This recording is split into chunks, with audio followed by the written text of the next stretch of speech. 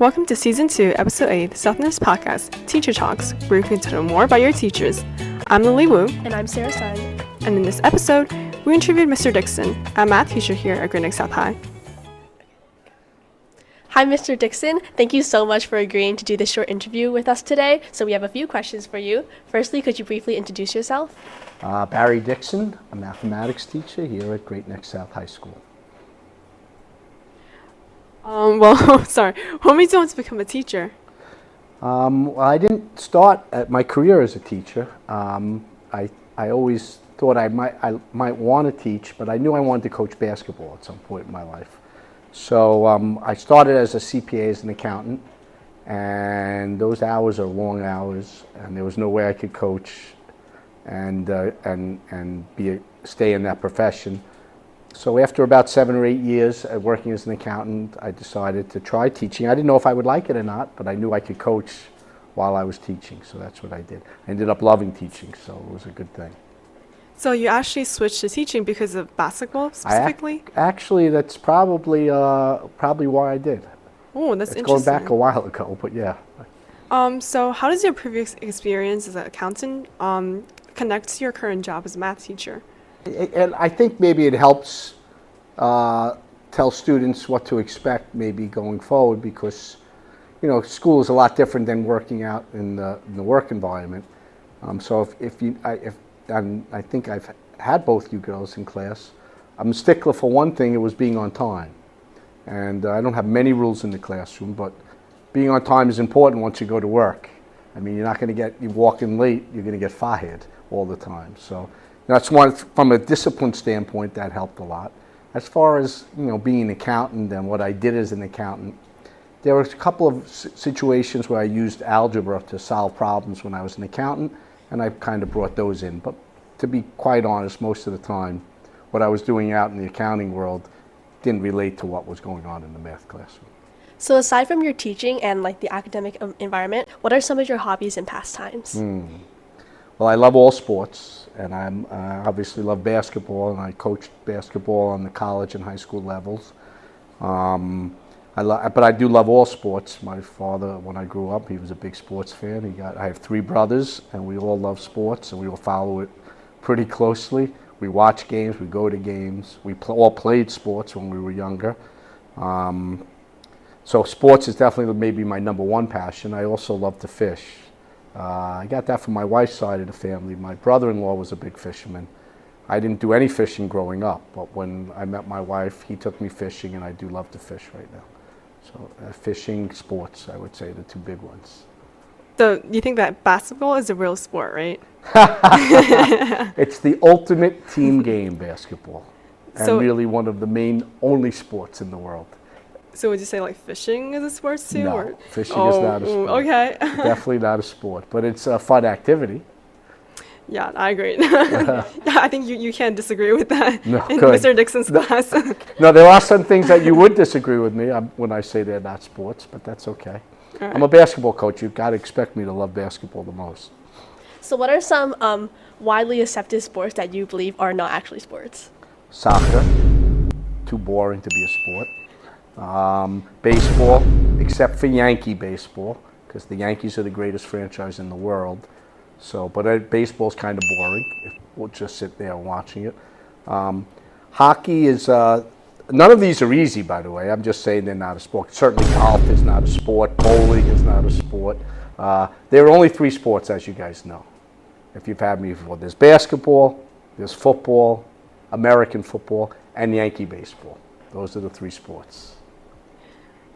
So I know that in your class you have a deal, or you have a bet going on with students that if they hit a perfect attendance for 3 weeks straight or something, you give them a pizza party. What motivated you to do that? I think it's almost like a joke. I mean, I feel that there's a lot of absences. I mean, there's a lot of extracurricular activities, and they're legitimate absences. But I like to think, I don't know if I did it in your class, I have a poem, what happens when you're not here.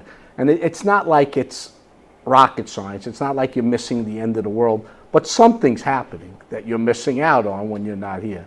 And so it's very unusual when you get every student at every, I only do it with the freshmen, because doing it with obviously the upperclassmen, that's never going to work. You're never going to make it, because you got college visits, I only do it with my freshman classes.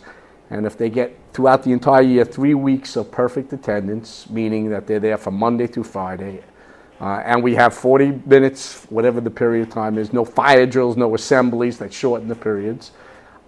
It's really to show you that, you're not here all that much if you really think about it. It's less than half a year that you have school. And, I know that it's not like everything is earth-shattering in every class. I understand that. Not in my class either. But you're here to use your brains. And that's, see, I hate when people say, oh, where's the real world stuff for you? Why don't you teach us more about the real world? Well, first of all, what is the real world? The real world is whatever you guys choose it to be. But we try to make you use your brains in school. And that you could use no matter what you do in life. You're always going to try to be using your brains. So I want them in the classroom, and it's just a joke, really. If they get 3 weeks, then when the Regents is over for the geometry Regents, they come up here for a pizza party. By the way, 3 classes this year, geometry, no one's getting a pizza party. No one. Yeah, we made it last year though, so we're pretty proud. Okay, good. Yeah, I had to buy a lot of pizza last year, but not this year. We know that you sing this song after all tests. Is it okay? Are you okay with singing it right now? A little bit, just a snippet? A little demonstration. It's from the Carol Burnett show, which none of you guys would know what it is, but some of your parents might. At the end of every show, she sang a song. And at the end, she would tug on her ear. That was a symbol to her mom. Carol Burnett, I don't even know if she's still alive. I don't think she is. But it goes, I'm so glad we had this time together, just to laugh or sing a song or two. Just seems like we get started, and before you know it, comes the time we have to say so long. And that's when I grabbed their tests off their tests. This time It's a very good song. It's traumatizing though. Well, that's not really my goal, but all right. How many years have you been teaching in South High? That's a great question. I'm not very good at keeping years. I think I started teaching when I was about 31, and I taught in private schools for a bunch of years because I wasn't certified yet. I went to North. I taught at North for 1 year, and then I became a full-time basketball coach at Pace University. I did that for about 5 years. I'd say I've been in South now for about 20 years. Wow, so from your 20 years of teaching here, what's your best memory from this place? It's hard to say. It's an easy place to work, that's for sure. You have great students. You have students who care about learning. My best experience, I've loved every year, so I don't know, it would be hard for me to say what's the greatest experience. It's really just not working coming to teach. I really enjoy it, and I would recommend it for anyone who has an interest in it. It's a great life, and the best experience would be hard for me. Every year's been great. I've never had a bad experience here at Great Neck South High School. So this is a bit on a tangent, but has there ever been a circumstance where a student adamantly refuted or disagreed with your beliefs about sports? Yeah, every day. Every day they do. They're wrong and I'm right. I don't know what else to say. We have a lot of students in this school who love soccer, so that's a big one that they fight me on. And of course, we have an excellent badminton team here and an excellent tennis team usually. And so they fight me on that one too. They should. If they're participating in that, they should love what they're doing and they should fight me on that. But they're wrong and I'm right. That's all I can say. So we have one final question. Okay. What is the best thing about working as a teacher? Well, every year's a new year. The material doesn't change much, but they do change the math curriculums on us every once in a while. But every year's a new year, and you have a new group of students come in, and I would say there are challenges every year, but in a school like this, where you have students who really care about learning, it's a lot less than I'm sure in other public schools. Every year is rejuvenating. It's like a new year, a new group of students. So every year is like a new year, and that's probably the best. I think people probably think going up here and teaching the same topics over and over again might become routine, but it's not, because especially in math, we have technology that changes all the time, so you teach differently every year too, even though it's the same topics every year. Like we'll do things on Sketchpad this year that I'm now doing on Desmos, and the technology keeps on changing. So I don't think it's boring to say that I'm teaching geometry.